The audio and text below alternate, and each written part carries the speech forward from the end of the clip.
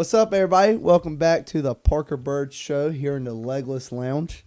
Today's guest is someone I heard speak at the baseball banquet this past year and knew that I needed him on the pod immediately because people needed to hear his story. Listening to him share his story, I realized that, there's not a lot of difference from his and mine, even though our paths look a little bit different. But we both had dreams that didn't play out exactly the way we pictured it. But we've learned that sometimes your story just looks a little bit different from what you imagine. He's a former ECU star pitcher, Team USA member, a fourth-round draft pick, and someone who's been for a lot of highs and a lot of lows. And now he's turned those hard seasons into lessons that can help so many people who are also going through tough times. He's also a proud big brother of MLB pitcher Zack Agnos and a Pirate legend, and also getting ready to start a new chapter of life, getting married to Georgia. I can't wait for you guys to hear his story. Jake Agnos. Sorry, I was looking First time, Pete. Cut. Jake Agnos, welcome to the show. Appreciate you having me, man. Yes, sir. We're going to start at the very beginning. When did you know that baseball was your thing, and what kind of drew you to baseball? Yeah. I just want you to know, don't feel bad about calling me Zach because, dude, my mom will still call me Zach. Like, I'm serious. No, like, I was looking at Zach, and I was like, oh, that's no, nice, my man. mom will call me my aunt's name. Like, not even male. Like, she'll call me, like, Jody or Lynn. That's what my grandma does. She'll call me. She'll be like, hey, Jeff, Eric, Miles, I'm like, Grandma, you're going through the Rolodex. My grandma will just combine Zach and I's name will be Zake or Jack. Like, it's just crazy. But it's not even close. Airball.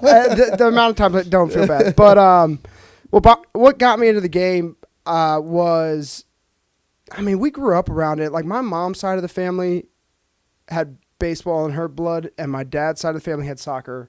So my mom's dad played professionally for the Washington Senators back in the day. Oh, wow. Her brother played at Virginia Tech. Yeah. And was young, like maybe 10 to 12 years younger than her. So when I was born and like a toddler, we were going to his baseball games. So I have pictures of us at his baseball games when I was really young. But I would say, personally, just seeing how cool it was that my grandfather played professional baseball, like that always incentivized us.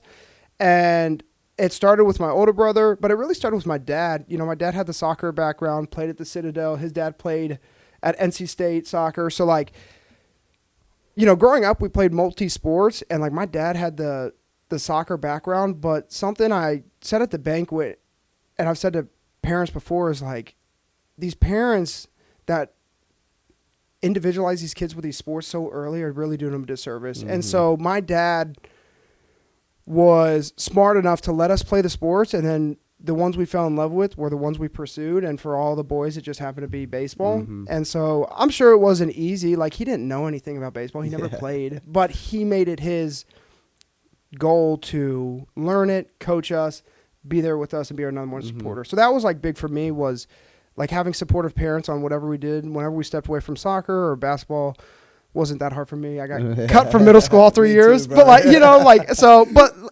was, I never caught like hesitation from them or anything like that. So I would just say, but having that baseball background with my mom's family and like always seeing the pictures of him at Pro Bowl and all that stuff was the reason we got into it. That's pretty cool. I remember my first time getting cut from a team, and it was middle school basketball. And I walked up there, and I was pretty confident. Like, I was a confident middle schooler. And I was pretty athletic, too. And, like, it was the first round. And I was like, I'm definitely going to make it past the first round, right? And we had, like, numbers. And, like, I went up there. I looked at it. I was like, maybe I just missed my name or missed my number. And looked at it like 4 times. I'm like, there's no way. Yeah. There's just Dude, no way. It's kind of funny. No, well, like, it's crazy how times have changed, because back in the day, right, you have your number, and then the coaches would call your number, right? But, like, it was in face-to-face. Yeah. Like, and I like that. It's better than, like, putting it on a screen or whatever. Yeah, and just kind of hiding away Yeah, from for it, sure. yeah. Like, own your decisions. The funny thing was, my parents always made me go into the coach's office and ask the coach what I needed to do the next year to make the team. Wow. And I guess whatever they gave me, I didn't take because I got cut all 3 years. I was like Michael Jordan, bro. I got cut all 3 years. So with that, how did that prepare you for ECU, as in like walking into Coach G's office? Because I know with a lot of freshmen per se or new guys, especially in your times, a lot more in your times than mine. But he was kind of the intimidating guy. Like, For sure. How did that help you? I mean, it's hard, right? Like you don't want to be someone who's so resistant or like so anti everything the coach says, but like you got to know yourself well enough where if you believe in something, like you speak up for it. And that's actually something Coach G, I never have heard him say this to me until I got back here, but he said that you were the first player that challenged me. And I felt like that. I took it as a compliment because it was like I was willing to have tough conversations that I felt like would either benefit myself or the team. You know, because coaches only know what they know. They don't see the 24/7 like camaraderie of the players, stuff like that. So like we only know so much on like the non-player side. And so it's important for players to make sure like, hey, if they're not seeing something or like they feel a way, like we want to be able to have that conversation.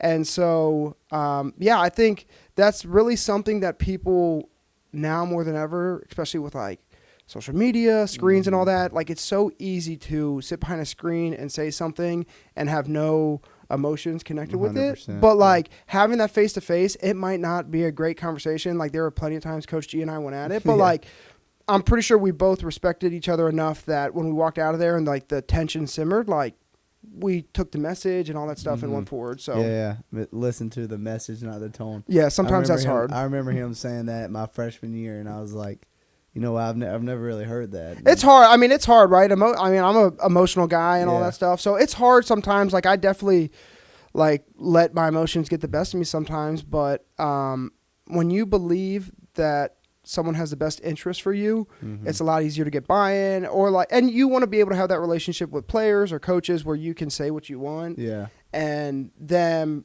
understand that you're not just there's some guys that'll just throw things out there and sees what sticks, but there's some guys that'll like think about what they're saying, actually have a reasoning behind it, and that's where productive conversations come from. Compare Coach G like from when you played to now, and especially now that you are like kind of the different lens of the coaching aspect. Compare him then versus now. Honestly, man, it's been great. I think Coach G has done a phenomenal job at surrounding himself, first off, with a really good staff. Gotro's phenomenal. Palumbo, of course, is phenomenal, right? So, like, those guys. And I think because of that, it makes his job less. And I told him this the other night. I said, Coach, I've seen you less on the field now more than I ever have, and I don't mean that in like a bad way. I mean that as he's managing the staff, and then the staff, like when we were pitchers here, he was watching our bullpens every time and all that stuff. With AK, he lets AK run these pens. He'll pop in every once in a while, doesn't say anything. You know what I mean? But like he has the trust in his guys. So like that would be my biggest compliment is he's, I think, trusted this staff more than ever, that he doesn't have to keep watch on them to make sure that they're doing the right things. But yeah, man, I think he's got, him and Bree is great. I think that was like another thing, right? It's like she's so awesome and really good for him. So that's been really fun. So what moments at ECU, like that you still remember helped shape you to kind of where you are now? I mean, I really loved that regional. I didn't love it from State. But I think, and that was just more from like the team perspective, man. We had a really good team. Like we had a really good team. I always debate Zach. I said that the 19 team was better than the 22 team. Yeah. But that's pretty good debate. Honestly. It is. I mean, that's fair. I'm gonna be honest. I think the 19 team was better. Well, because y'all had 22 got hot. Yeah, well, they got hot at the right time. Yeah, but y'all had what? Brickhouse, Burley, Wash. I mean, Wash never had 17 pumps. He was a stud. He went off that year, especially in the postseason. Gav turned it on at the end. He was like, he was in the regional final, sitting 98 to 100. Yeah. But I was at that game, I think. Yeah, dude, it was awesome. So, but versus Campbell, right? It was versus Campbell. Yeah. It was nice. We got our backs put against the wall in that regional. Lost to Quinnipiac. A tough one. Lost, I think, 3-1 or something like that. and they put me on this game 2 because the intention was NC State wins game 1, we win game 1. In the winners bracket. And we both lost. And so now exactly it's what us happened versus, last regional, or maybe with Wake Forest. Yeah, regionals ago. that's what I'm saying. Like when you're, and then now it's the 2 technically best teams in the tournament playing in the losers bracket, like win or go home. And I was just proud that I was able to contribute, like how I did to the team, and like in my opinion allowed us to go deeper because I took stress off the bullpen. And then but just winning it that night, I mean we had the draft that weekend too, so it was like so many things going on, but that was my favorite time at school, was just that postseason my junior year, because like I mean we had the watch party at Sup Dogs, like it just, there was so much momentum building behind us. I didn't know that. We should have been a national seed, I think. 100%. So that's the only thing I wish is like I think we kind of got, and I think that they rewarded maybe ECU in 22 because of that. I don't know. I'm not speculating, but I know the thing. Well, they do some crazy stuff like that. The selection show is interesting. Yeah, no, it is for sure. Yeah, you gotta have the right people on there for sure, and that's why we hosted 23 or 24, one of them. But you kind of talked about it earlier about you're an emotional guy, and you kind of showed that on the mound like in a positive way. Where'd you get that from? Was it your dad, mom? What? I mean, I don't know, man. I think growing up with 2 brothers and a sister, but like really with like 2 brothers close in age, like we were always just competing. Like I was talking to my mom the other day, just about whatever, and she was like, I remember I would be inside cooking dinner and all that stuff, and she'd have the door open, and we would all be outside playing whatever, and like she would hear a fight break out and just let it go because it would just run its course. You know what I mean? Yeah. But like.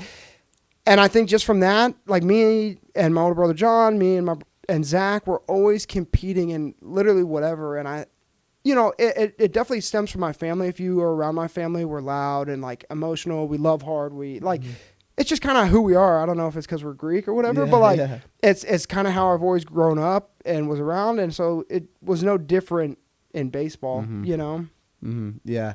That's, I remember my first encounter with your family was, I think at a banquet because I committed November, I think 11th, 12th of 2018. So 19 was my first year really watching ECU baseball. Did you go to the banquet in 19? Yeah, I did. Did you sit with my mom? Or? Yeah, I sat with your mom, your now fiance, but girlfriend, and like your entire family. So it was like really cool to meet them, and plus you were playing. I was like, this is really cool. Yeah. And Zach was, I think, maybe a senior, so like so right around that time period. No, so that's awesome. Cool. Yeah, it's just not like the biggest thing I think I've like seen since being back here is there's so many improvements from like the city of Greenville, the athletic department. Like it's awesome. Every time I come back, like throughout the past 4 or 5 years, I'm like, oh my God, something's new. Yeah. So like, and that's kudos to the town of Greenville, ECU. Yeah, like really that's what you want to see is development, progress in some way, shape, or form. Yeah, they need to fix the traffic on Greenville Boulevard, and it would be perfect. And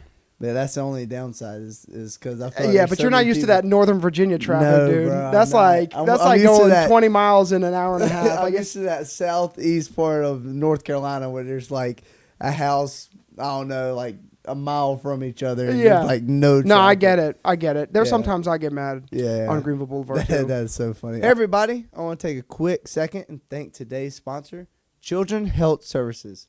They understand the importance of your child's well-being from the day they were born in the hospital. They have 2 locations now, one on Arlington Boulevard and a brand new one on 10th Street. That looks really cool, purple, very cool out there. So make sure you guys go and check that out. Thank you guys for the sponsorship, and back to the show. All right, well, baseball is a game of adversity, but for you, injuries change really everything. Yeah. And I kind of want to dig into that a little bit. When did it hit you that, injuries might be the ending of your baseball career? So it's kind of interesting, man. I was lucky enough to have a pretty healthy career up to that point. Never injured in high school, never missed a start, like in showcase or high school or anything. First fall, had a little bit of like elbow stuff I was dealing with, and actually took a couple weeks off from that. Got an MRI that came back clean. It was actually with Peltier's dad. He was my AP, yeah. So that's who Riley went to as well. Yeah, he's a good orthopedic guy up in Northern Virginia. Yeah, well, I found that out last year or maybe last year because AP'd sophomore. Yeah, I was like, whoa, what? Yeah, it's crazy. So so I started having like some arm abnormalities in freshman year. Pitched freshman year. Sophomore year, like struggled, was still like, it was like a weird kind of like pinch in the back of my elbow. Looking back, it was probably like the formation of the bone spurs and all that. Pitched through that, and then so kind of dealt with stuff going through college, but like wasn't at a point that I felt like hindered my performance. But I never felt like that was like the one thing that maybe got under my skin about my college career is I never felt like I threw my best punches sometimes because of like my arm. And so that like ate me a little bit because I was like, I don't know if I put the best product out every time because of that. And so, but same thing. That was like my arms hurt, right? And then I get drafted. Still no surgeries. No surgeries, right? Yeah. And so show up to get drafted in 19. I'm at like 100 and whatever innings. Go have like 3 outings. My arm's cashed. My body's cashed. And they're like, you're going to shut down for the year. I'm like, great. So go to the off season. 2020 shows up. I was pretty banged up in 2020 spring training, and I probably didn't take that off season as serious. I was pretty exhausted where when I got to the off season, like I kind of wanted to just like get away from, and so like that's what I felt like that first off season. Like I worked out. And it was kind of extended too a little bit, right? Because you got drafted and then. Well, you get drafted back then in June. Okay. And so like I was off from August to the Yankees had me in January, so it was pretty decent amount of time. But showed up to spring training and wasn't in great shape, like arm wise, wasn't built up that much. Was there early, and then I remember I was driving to the field that day, worried about my arm. I'm like pulling into the parking lot. The athletic trainer is like out there or something. And he's like, hey, go home. We're getting sent home. And I'm like, what? Yeah. And he was like, yeah, like, it's going to be probably for like a week or two, whatever. So like, we're going to send y'all home. Then it turns out that the Yankees player ended up being like one of the first people. Like Tampa was like one of the first spots. Like, and it was one of the Yankees guys that got COVID. And so we were all in close contact with that guy. And so we got put on quarantine, dude. Oh my God. And so that was crazy because, I mean, this is going to be the funny part of pro ball is like, so we got like living stipends for spring training. You could either live in their housing or you could live on your own. They would reimburse you. It got changed. Like you had to be in AA or whatever after that. But at the time you could live off. Right. But we're in Tampa, which is like hot real estate, right? Yeah. So and Josh Smith, who is a infielder with the Rangers, I don't know if he won a Silver Slugger with them, World Series. He was my roommate, and he was like, I'm not spending a cent more than what we get. And we were getting like $900 a month or something. Mm-hmm. So the best we could get is a double wide trailer. Mm. So we got a double wide trailer. And so we're in a double wide trailer during the pandemic, and there's like literally chickens, like, and so we're like bored. So we start making videos, like we're racing the chickens and all this stuff, like just messing around. We're having to go to the complex to pick up our prepackaged meals. Georgia, my fiance, was on spring break in, I don't know, maybe Key West, and then left that a little early to come visit me before going back to school. While she was there, gets quarantined, everything gets locked down, so she's stuck there. So we're going to the field, and I'm telling the people, I'm like, hey, listen, I got a roommate at home who needs, because like we, like I'm like, he's at home. It was Georgia, like I'm picking up an extra meal for her and all that. So we're there for like 2 weeks because nothing's open. Yeah, and that's what it was. Such a weird time, man. So like, I drive. Evan Volvo was my other roommate. We drive up 95, drop him off, go home, and I'll tell you what, dude, I was so relieved at the time that we were getting. The season was kind of getting cut because I was in, like, my arm was in such bad shape. Looking back, I'm a little bit upset because I would have gotten surgery earlier, and who knows, like, but so go home, get put on a velocity program. I'm like throwing the ball, like, I mean, dude, up to like 98. Body feels fine. It's just like my elbow. It was the 4th of July. I remember like we had like a max velo day. I'm throwing it, balls like whatever. And then I went to the lake after that. And I'm like, something doesn't feel right. Text my pitching coach. I'm like, hey, something not feeling great. They put me in touch with Eric Cressy, who is the head strength coach for the Yankees. I actually saw him that first offseason, so like knew him from there. So is that the same guys that come? Yes. Okay. So text me and is like, hey, would you consider coming down to Jupiter, Florida? A month later, I was down. Car was packed, and I was down. Like I was motivated to figure this thing out. Right. So get down there. He's like, we got some soft tissue guys. We got like good this and that. So we're getting it. And it's kind of like coming in waves. I'm like, listen, it's still not great. So we go get an MRI, and the doc's like, listen, you have a 1.5 grade UCL strain and like some stuff in the back. We're going to get you a PRP. So I get a PRP. This is the first time in my career I start doing physical therapy. So work with a guy named Eric Schoenberg, who's down in Jupiter. Same guy who did like Verlander's Rehab, like a bunch of like he's CSP, Crescent Sports Florida, down in Florida. It's like a big facility. Yeah, like it's awesome. I've been right near it because I used to train down there with a guy named Don Tucci. Yeah. And so like it's a like hot spot for. It's huge. So was down there, get the PRP. It's the first time I'm like with a physical therapist who's working on shoulder strength and all this stuff, like kind of taking the load off my elbow. And was in a good spot, man. I showed up to spring training in 2021. In my first outing, I was like 94, 96. Oh, boy. Yeah, like really good. I remember I was like facing I think it was the AA team, maybe AAA team. And my previous outing, I was like 88, 90. So that all my scouting reports like 88, 90. Yeah, and I came out and and the hitting coordinator comes flying across the field. He's like, "Hey, he's not 88, 90. He's 95, 96." Right? I was like, "Oh, this is awesome." So like, that's probably a great feeling. But like still was able to throw that, but like not like didn't feel great. Next outing, I'm like 94, 95. Next outing, I'm like 92, 94. And then my final outing, I was supposed to go out for like 2 innings. So I'm warming up. It is like pouring rain, dude. And they're like, we're playing. So I'm playing catch with the catcher on the outfield, and it's like, it's killing me. And so I go out there, can't spin a breaking ball, can't whatever. Like I'm walking the house, can't throw a strike. Yeah. And they're like, last batter here. And I got behind 3-0, and I was like, you know what? I'm just going to try to throw fastballs by him. I threw 3 fastballs, struck him out, come back down to the dugout, sit down. The pitching coordinator's like, you're done, aren't you? I'm like, I can't.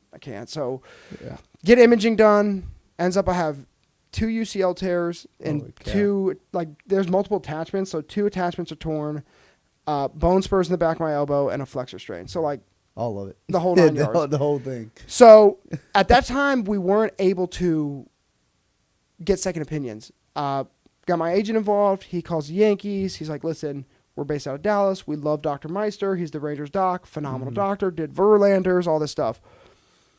The Yankees didn't really take that really well, but we fought for it. And so we got it, which wasn't really common back then. They wanted us to go to the Yankees doc. So fly down there, fly down with my dad. We're going to get you right. It's going to be a 2-part surgery. They're going to clean out the back and then touch up the UCL. That's great. Everything's fine. Start my rehab, head back to Jupiter, Florida, because the Yankees are like, because of the pandemic, you can't rehab here. And I'm like, okay. And what year is this? 21. 21. May of 21, I got my surgery. So we're doing it. Probably around like June, July, we start noticing that my extension is not coming back. Like I'm like pretty locked up. Yeah. And so we start getting in talks with the Yankees, start getting in talks with Dr. Meister. Everything's over the phone and all that stuff, which is tough.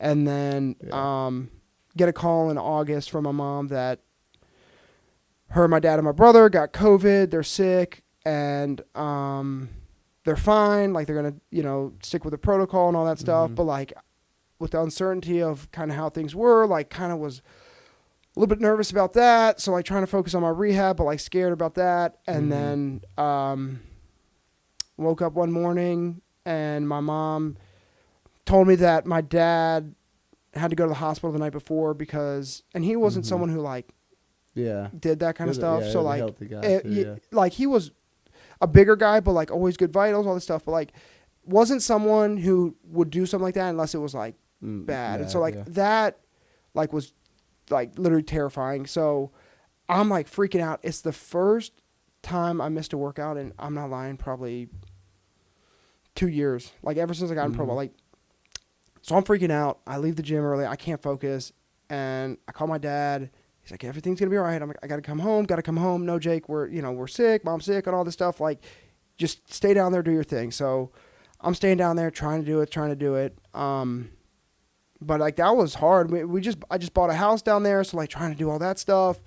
I'm, like, sending him videos of my house, trying to, like, give him something to look forward to, like, stay kind of, like, not focus on being in the hospital. And then, dude, it was the only time I've ever had like an out of body experience when I got the phone call from we got a text from my mom saying like, text your dad and tell him you love him.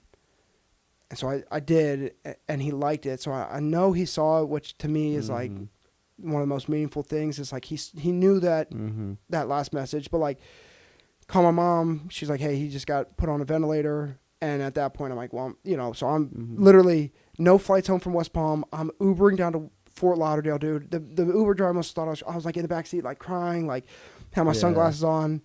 Luckily, got home that night, and then we're just in like panic defense mode, trying to do anything we can. It was just such an uncertain time. So like truly a nightmare, man. Like I'm sure like it's probably different just with you being the subject, right? But like being on the outside when you feel so helpless, Well, I can kind of understand just from hearing my like parents' perspective. For sure. Yeah, because like the people on the boat called my parents and were like, "Hey, you gotta get to Greenville. Like Parker's dying," is the message they got. So.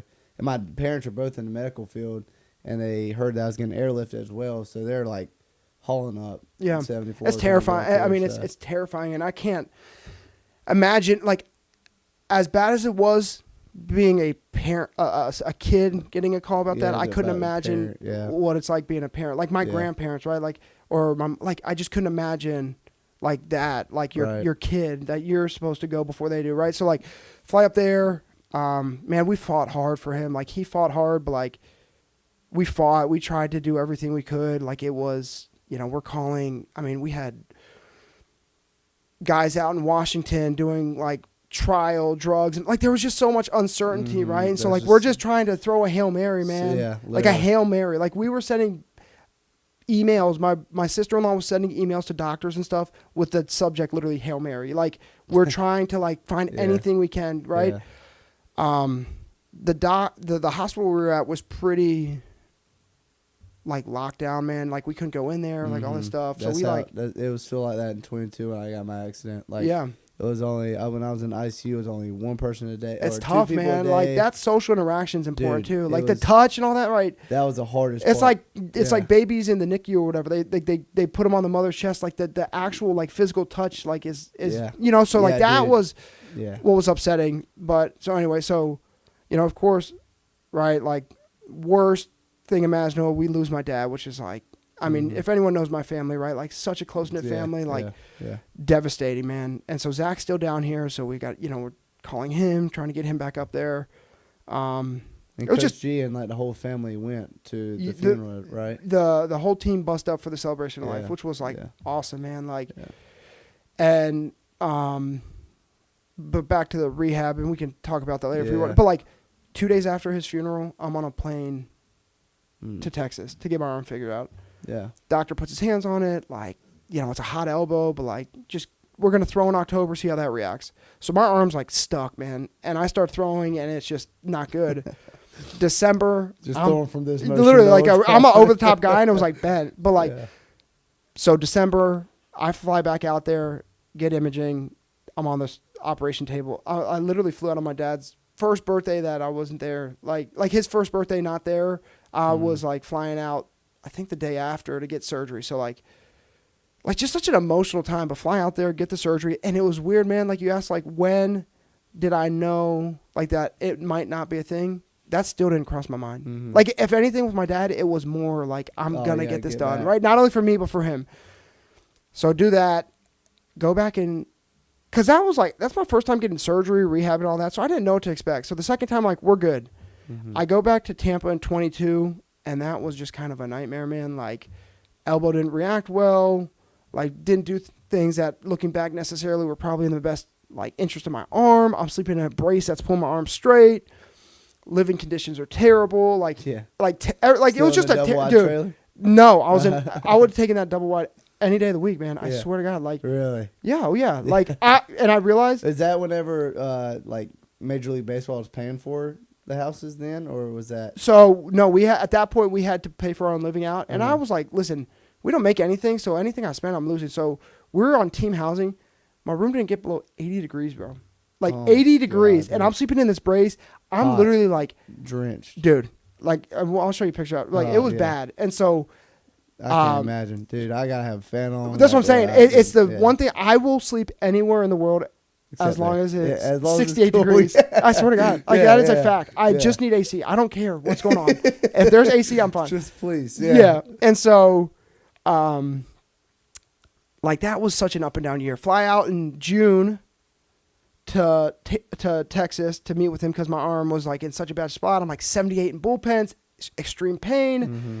He's like, hot elbow. I'm on anti-inflammatories. And then the Yankees were like, hey, you're going to throw a live on September 7th, which was the last day of the season. Right. I didn't know why, but I was like, okay. So that was my goal. I wanted to get back to pitching. So, like, we're cranking up. Things aren't going well. And then I throw against batters, and I'm like 93, 95. But it's like my arm is like this, and I'm just ripping it. And it was okay, but, like, wasn't great. And I remember they're like, he's back. And I'm like, my arm's shaking, and I'm like, I don't think I'm back. Like, I don't think this is normal, right? Yeah. Go home for the off season. You know, I'm training. December rolls around. I'm trying to build up. Everyone's touching the mound. Like, and I'm like, this is still a lot of pain and a lot of work for a subpar limb. And so I called him. I'm like, listen, I thought at this point, I'm like, I'm going to get cut. And I was like, something's going on. And they're like, all right, like, let's get it checked out. Call the doctor again. He's like, dude, all the scar tissue and bone grew back again. And so he's like, I'm going to need to take some time. Calls a more like an elbow specialist up in the Mayo Clinic in Minneapolis. They're like, have you moved his nerve? No, I haven't. So he's like, all right, we're going to go in there, clean it up, and we're going to move the nerve. Sounds good. So we do that. Get my third surgery. I'm out there for a week in Texas. He wants to keep an eye on it. And then I'm back in Jupiter this time because the Yankees were like, do you want to rehab here again? I was like, no. Like, no offense, but I don't. I got my house in Jupiter. Like, yeah. And so go there for 23. And it was like this, dude, it was the smoothest rehab I've had. It was the smoothest rehab. I was trying to get back that season, and they're like, you're going to be, like, halfway through, they're like, you're going to be put on the full season IL. And that was hard for me because you almost lose that, like, light at the end of the tunnel. Mm-hmm. And so. Yeah, then it's like you're not working for anything. Yeah, I mean, you want to have that carrot dangling over, right? Yeah. And so that was hard, but then I changed my sights to, like, I'm going to play winter ball. Mm-hmm. So I'm getting ready for that, have a Puerto Rican team that was, like, coming to watch me on my first live. Dude, my first live back, I'm like 93, 94, but I'm like feeling good. Elbow's feeling great. Like, guys, like, we really like what we saw. I'm like, that's awesome. So next day, I'm like sore, normal soreness. I like lift my arm up. I'm like, oh, my shoulder's sore, right? Like, but I'm like, thank God it's not my elbow, right? Yeah.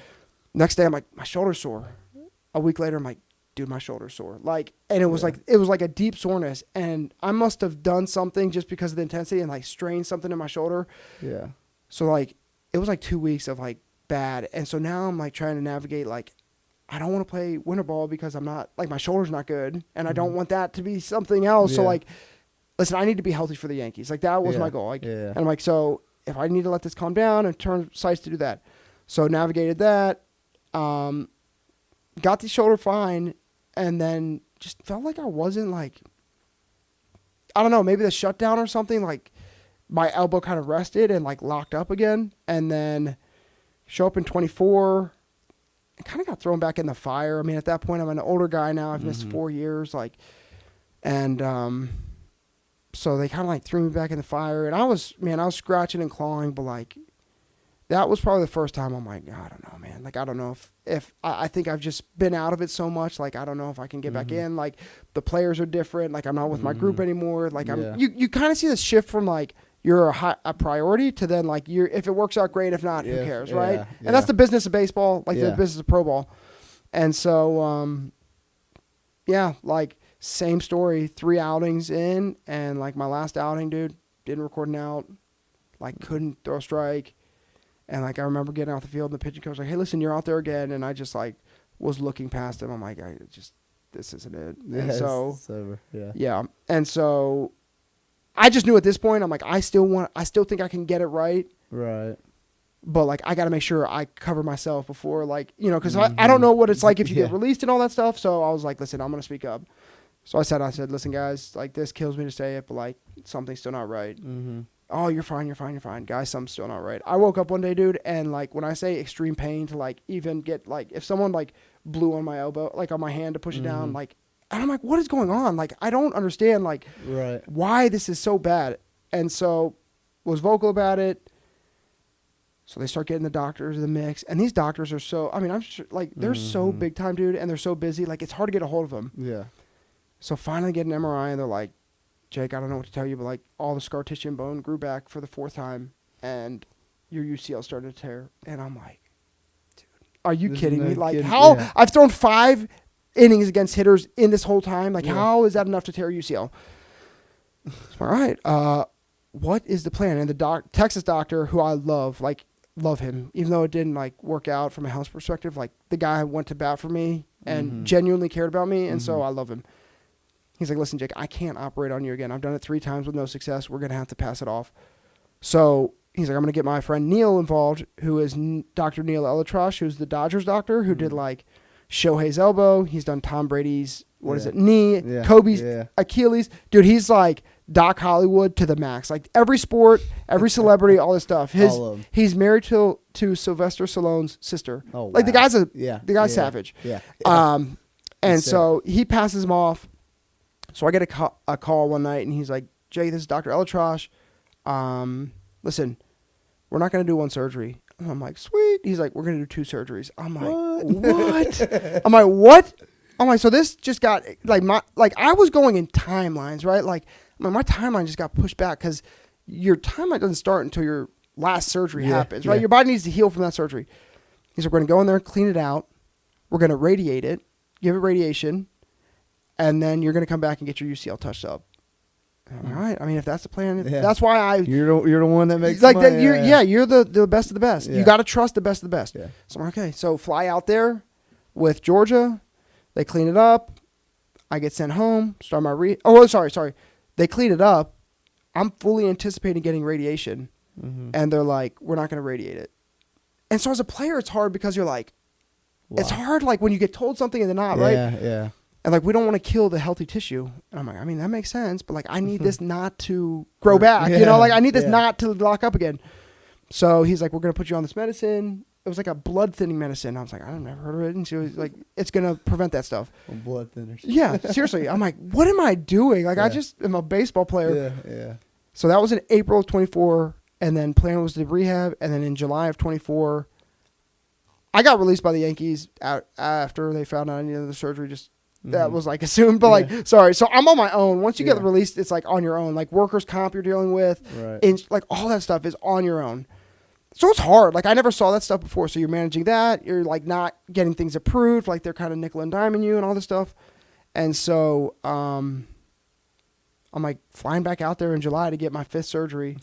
And that's crazy. He does some tests. And then he's like, you don't need Tommy John. And I'm like, are you, like... Yeah. How are you going to tell me I need full Tommy John reconstruction and then now say I don't need anything, my elbow's great? Yeah.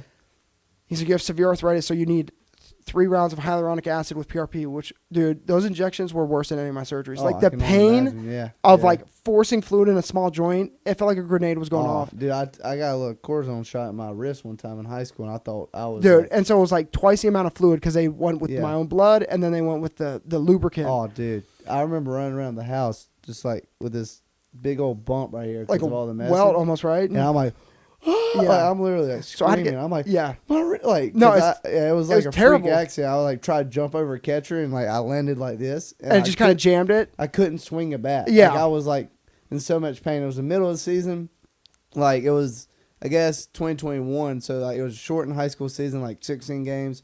I was like, Dad, I have to get on the field. Like, so they're like injecting in that small joint, whatever it takes. Dude, and if they did twice, I can't even do it. Yeah, I had that for three weeks in a row, and it was like the least I've looked forward to something during that entire rehab.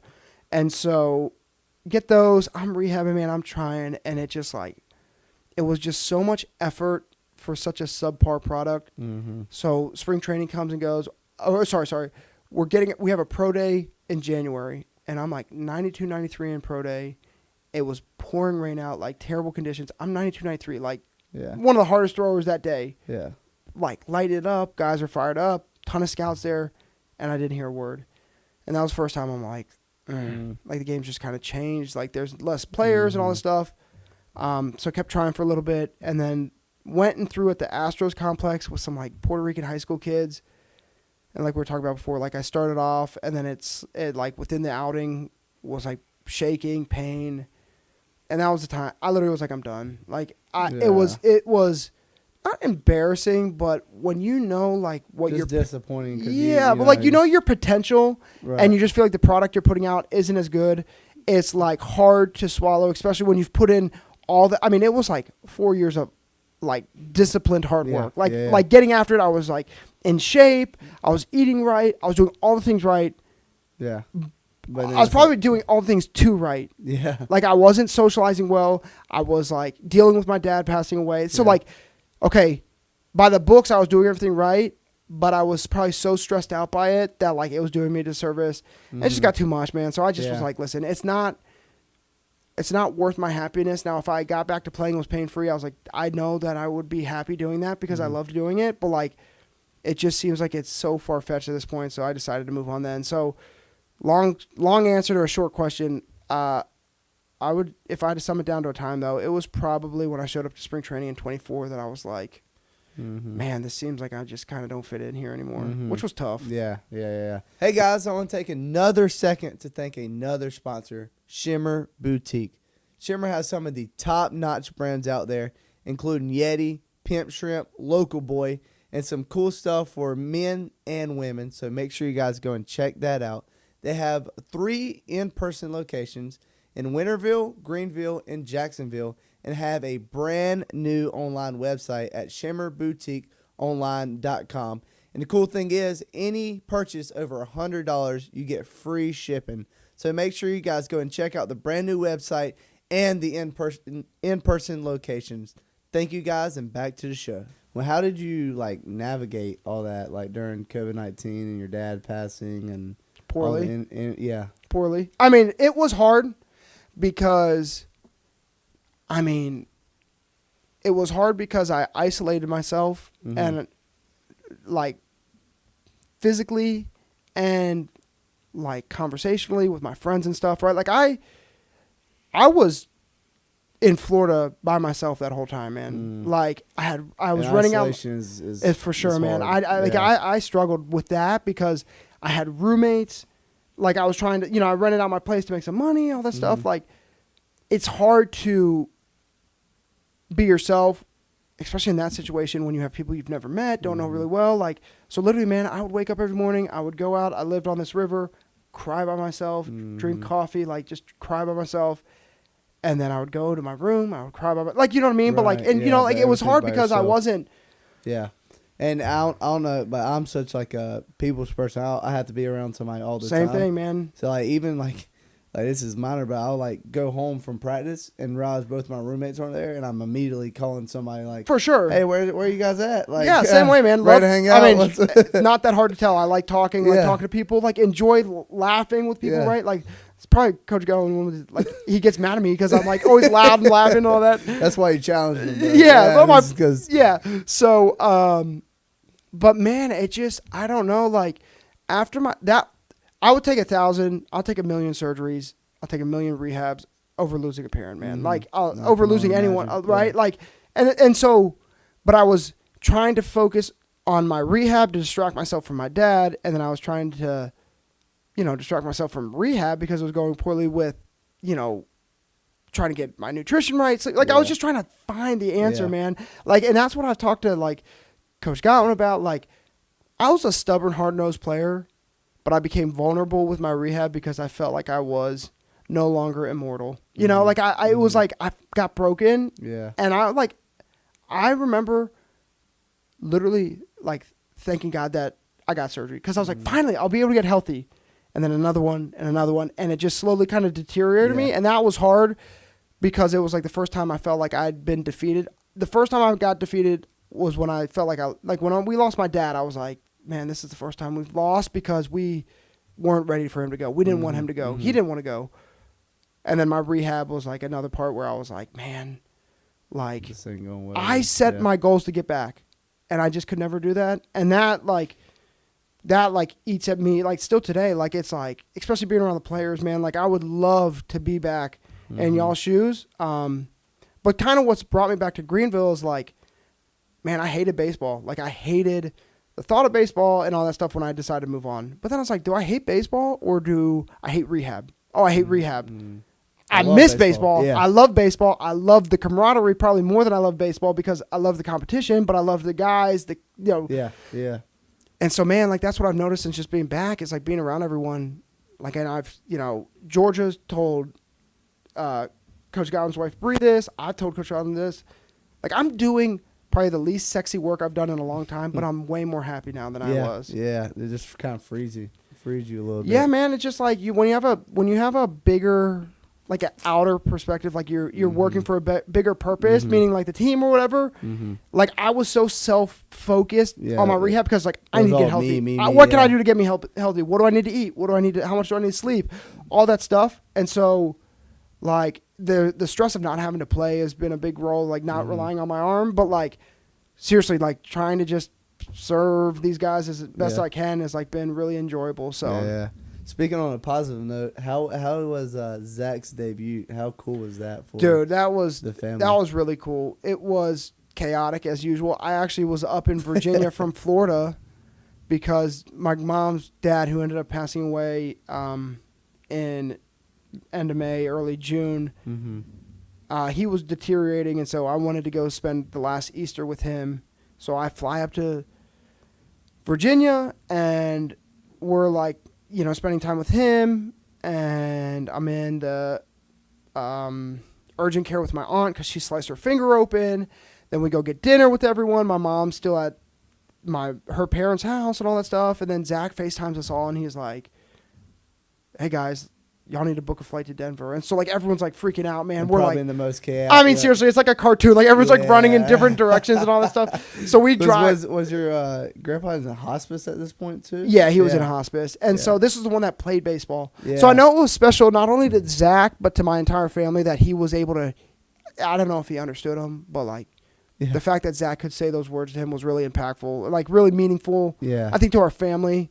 And so we flew out to Denver, dude. Denver was awesome. The stadium's awesome. He debuted in those interesting City Connects, which I don't like them. You like them? Yeah, you either like them. I like the throwback green ones. The last year's, sorry. Yeah, I know which ones you're talking about. With like the mountains and all that. Yeah, I did like those. I did like those too, but yeah, the ones this year I still like. I do too. They grew on me. I was at first like, what? And so it's pretty cool. That's how I am about Boston's, the green ones. At first I'm like, I like those are ugly, but now I'm like, I kind of like them. I kind of like the like jade green or whatever it is, dude. It's nice. It kind of matches the monster or whatever. Yeah. But that was really cool, man. Seeing him, be able to live out our dream, right? I'm just so glad. And some people are like, oh, well, you probably like upsets you that he got to do it, you never did. And I'm like, dude, I would rather. I know I can figure my stuff out. I would rather Zach get to be able to enjoy that stuff. So that's awesome. Yeah, just really like happy for him. And then, man, through my rehab, Zach lived with me in Florida in the off seasons. He's coming to Greenville this off season too. So like, just trying to be an asset to him as any way I can. I don't know if I'm an asset or like a hindrance, but like, I can't throw with you, but too much. I'm gonna throw with it, man. I'm gonna light him up. But let's go. You still got 98. Yeah, that's what I'm saying. You just put that in. Maybe that's my issue. That's but right. just excited, man. He's been like, he was like, other than Georgia, but like he was like the one positive. Every offseason he came back, it was nice because it was like some normalcy. So super pumped to get him back here. And then, yeah, man, he's done great, dealing with that injury, just trying to be as helpful as I can in that situation too, Because you've been there. Yeah. He's a lesser scale. Hopefully not as serious. I mean, that's a goal. Hey, that's a paper cut, bro. Yeah, let's keep this here. Exactly. What's the proudest moment so far in his big league career that you've been of him? Man, I don't even know if it would be the big leagues. It would be just like his ability to stay the course in minor league baseball when it becomes super political. Listen, he was a 10th rounder, like not that high of a draft pick, not really many innings in college. So like a lot of uncertainty, but had that belief in himself. Like I don't even know if I had that belief in him where it was like, listen, I know you can throw, but can you pitch? Yeah. And he got into pro, man, and like flourished and then was successful at every level.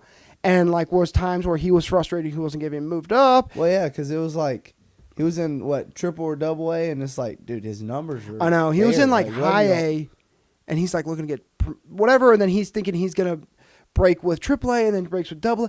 So there was just a lot of times where Zack was getting frustrated, and that could have like turned into bad performances, but he used it as motivation. And so like that's my proudest thing, man, is he's just handled himself as a professional and, you know, really, I guess, enjoyed every step and not let the outside uncontrollable politics, whatever it may be, man, like it's a business. When they invest millions of dollars in a guy, they're going to take care of him more. And just kind of didn't pay much attention to that. And so that's like the proudest I've been, is like he just did what he had to do and knew that, hey, if I know, like if I do what I need to do, I know that I will end up where I want to be. So that's what I'm most proud of. Yeah, that's pretty cool.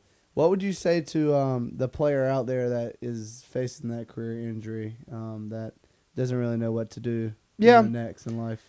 Man, I would say as long as you still enjoy it, and listen, the rehab's tough. It's like I called it like this silent killer, right? Like, 'cause it's like no one really understands what you're going through, or even like, and it's so easily forgotten. And even with these players here, like, I just want these rehab guys to know, like, hey, you're still involved. You can still learn. You can still benefit the team, right? Like, that's hard as a rehab guy because you can't go out there and perform. But number one is you gotta do it if you still love the game and you still love the thought of playing. Like, I still loved the thought of playing, which kept me going for 5 years with this rehab. And secondly is do not make it your life. And I made it my life. And that was probably like the biggest hindrance to me, was I was so obsessed. I wanted it so bad. I probably let it be a hindrance to me because like I felt like I put my life on pause almost. And you really can't do that with rehab. You got to use that rehab time as almost an opportunity that you would not have elsewise because you'd be in season, especially in the pro level, right? You're playing 162. So like whatever way you can like enjoy life the most is crucial when you're going through that rehab process. Yeah, that's cool. And you've talked about her a good bit, but Georgia, how has she, supported you through all this, the ups and downs? Yeah, man. I mean, she is the only reason I was able to get through that time, like literally, like financially, whatever it was, man, like emotionally, it was tough, man. And the problem is you take it out on the people that are close to you. And she was like she was always with me. Right. So like, she was the one person that I could like take my frustration or whatever. No, I'm not saying like I was like, but like she was probably wearing it because like I was so frustrated with everything else, man. Like there's nothing I could ever do to repay like just the act of her being there and just kind of being an ear, knowing that she couldn't do anything. In those isolating moments too. For sure, man. Yeah. Like what do you do when someone loses a parent? What do you do when a guy gets told like, but she never lost belief and she was always and even with coming up to Greenville, man, like, she's never shut down any of my ideas, right? Like she's never shut down any of my like wants or desires. She's always been my biggest advocate. And this is kind of funny. The rehab starts, Yankees send me back. I'm paying for rehab. I'm paying for training. I'm paying for housing, all that stuff. Like I took my signing bonus and like save and put it in savings or investments and all that. I was like, I'm not touching this. Like that was my goal. I was like, I'm not touching my signing bonus. So I'm like, George, I need a job. Well, her dad owned a company that now she's, kind of taken over. So I started working for Georgia. Like she was my boss, man. And so that, I still work there. That's awesome. Georgia's my boss. That's awesome. She's a savage, man. Like, I don't know, for people that met her, like she's she like does everything I want to do better than me. Like she's so like well-spoken, smart, like all this stuff. And I'm always like, man, like I'll say something and then she was like, well, you should have said this. I'm like, yeah, I should have, Georgia, but I don't think like that. So like she's what company is it? So it's Pulse Experiential, which use discount code Zack Agnos for no, I'm just kidding. Like, so they pretty much make so let's just say we all work for Marriott or whatever, and we're in their sales department, and their top salesmen, they want to reward with a trip to Cancun or whatever it is.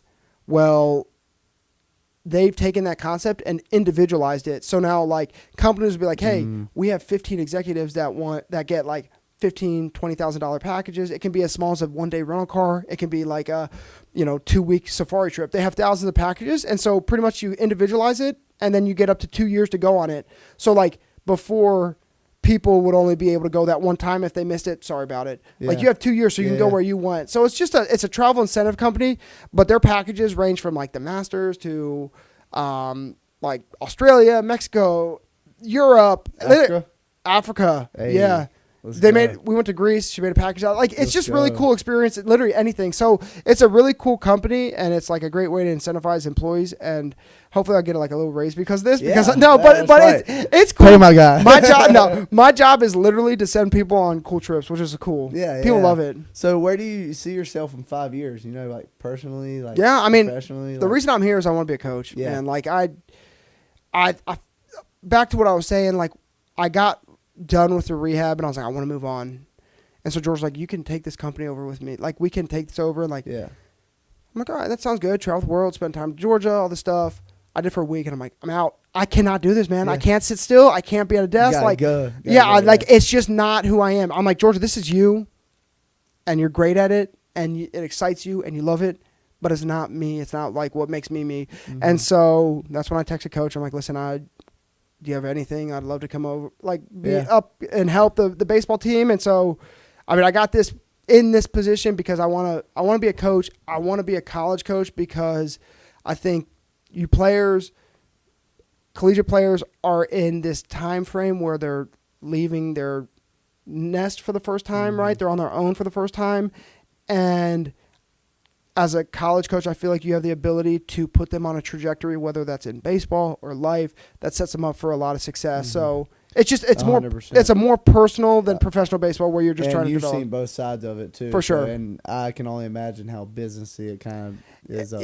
I mean, college is a little bit more business now, but you still, you still can build those relationships. For sure. And I mean, obviously, I've only experienced here at ECU, but like Coach G and really the whole coaching staff really just sets you up to be not only great baseball players, but also like great human beings. Yeah, man, this place means a lot. Like, after my dad passed, I said this, like, the place I spent 3 years at was so good, as good, if not better than the place that I spent 18 years at. Like my home in Greenville, the community in Greenville was so good to my family. Like the things people did, the gestures they made, the comments, like it's just like, that's like, and so I felt like hey, listen, I owe this place. Like, it took me leaving this place to be like, oh my God, I love this place. Like, to go back, like, and I had so much pride here. Like, I'm proud to be a Pirate. I'm proud to be in Greenville. So like, I'm glad that I'm back here. But really just like, as a player, was so disappointed that we never got to the ultimate goal to win a national championship. And so was just trying to be, man, I'll wash your laundry if that means we get to go to Omaha. Hey, get a ring, brother. Sweet. Well, let's end with some quick rapid fire questions. All right. They're fun. Let's do it. Best player ever from Haymarket, Virginia? Other than myself? Sure, yeah. Yeah.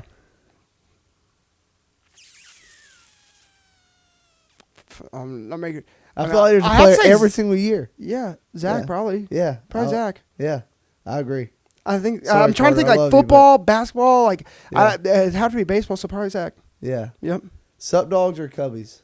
Sup Dogs. Sup Dogs every day. Cubbies first place I ever won too, but Sup Dogs. Cubbies is gas, bro. It's slept on, but I know. Maybe I got to try it back. I'll try it again, but Sup Dogs is just the vibe and all that stuff. Yeah. Favorite teammate you've ever played with?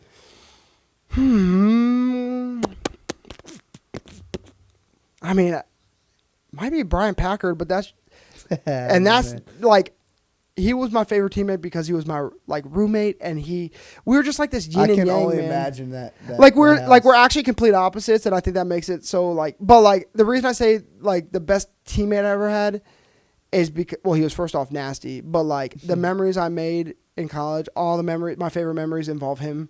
Yeah. And so we were just so close. Like I would do anything to go back and just relive those times with him. Where'd you guys stay at? Is it a house that they? Yeah. So Brooks, I think that's still a house that the players use. Brooksfield? No, Brooks Road. The one right across from Mellow Mushroom. Oh yeah. So, but it's the one on the like kind of has the turn. I know what you're talking about. Because I think you guys have another one. I think there's two of them right there. It's the nicer one. Okay, yeah. The one that Dixon stayed at. Yes. And so we were the first ones to stay there. My dad actually, we were looking for places. My dad's like, check out this place. We went, and we started that kind of legacy. So That's I awesome. love that house. Hey, yeah, no, that's pretty cool. It's a cool house. Is it the one that? It's the one that has got a room down, right? The room's down. Mine Okay, was yeah. down on the with a carpet. Yeah. And So out that towards was yours backyard. down there? Yeah, and then it's still have the checkerboard floor. Yeah. Yeah, that one. And then like the metal. Yeah, the first ones, bro. The place was awesome. That's awesome. One thing that most people don't know about you.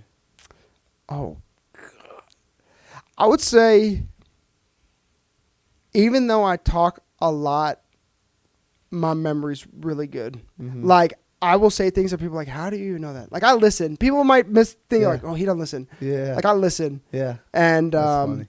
It reminds me yeah. of my little sister. She's opposite of you. She's very quiet, but like she hears everything. And Yeah. like she picks up everything. You're like, bro, I didn't know you were listening. yeah, I would say that's probably the biggest misconception. Like, everyone's like, oh, he talks.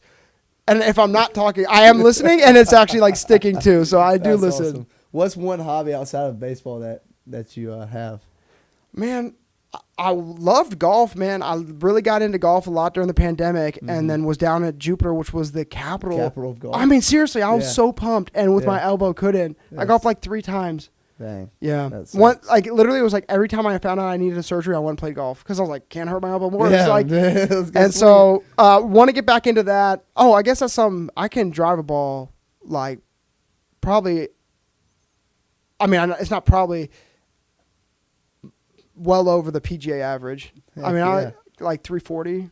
Dude, that's pretty sick. Yeah, the guy at There's- City Club Golf, or what's it called, on Red Banks. Yeah. He came over, watched, and then shook my hand because he was so impressed with how far I was driving balls. That's awesome. And I told Coach You gotta go Gowan, like, brag to like Irby and all those guys that I will like, outdrive any person on the team. That's a Dude, fact. Dude, you need to go like tell him this because he would be in shambles. That's bro. what I'm saying. I will outdrive anyone.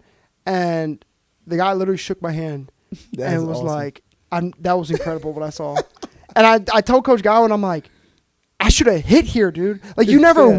let me, but you never gave me the chance. Who was it that hit and got a base hit? Who was it? It was like a little like Matt bunt. Bridges or Sailor? Sailor. It was Sailor. 'Cause Yeah, that's when they started doing the 2-way U, and then the guys were pitching, killing the DH, and then I'm over here like, that's who it was. Cause Dude! What? I was athletic. Like, that was what, like, we could put this Yeah. mold that pitcher on. I was by far the most athletic pitcher and, like, never got a shot. And that, like, eats me too. Is like, I never got a shot. yeah. You could just let me once. Once, dude. What? We're up, like, 17-0 on, like, whoever. Like, I don't keep the same line. no, I know. Well, Jake, man, I appreciate you. P, I coming appreciate on, it, brother. dude. You're the man. No, I appreciate it. Thanks for having me. Yeah, I know that listeners definitely needed this, so I appreciate Yeah, it. I mean, seriously, people in Greenville, like, any chance I can, like, help anyone out, like, would love to be able to give back. I'm not that knowledgeable, but, like, through my experiences, through my That's right. failures, like, just want to help out people with that. That's what's brought me more happiness than anything else. Is just, Yeah. like, if I can help someone down the line, then my rehab, losing, like, it'd be worth it, you know? I agree. So- Well, I appreciate it, bro. Yeah, bro. Yes, sir.